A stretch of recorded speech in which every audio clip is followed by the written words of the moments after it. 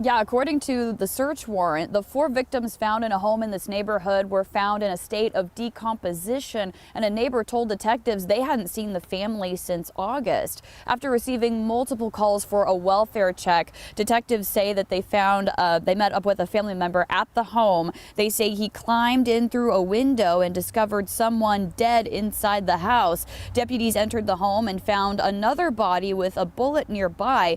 Deputies did not say where they found the two other bodies, but the search warrant says they found 2 fridges leaking fluids with post-it notes attached to each fridge saying time of death July 24th. The medical examiner has not released how long the bodies were there or how the people died in the home, but detectives do tell us that there are no outstanding suspects at this time. In Puyallup, Savannah Welch, King 5 News.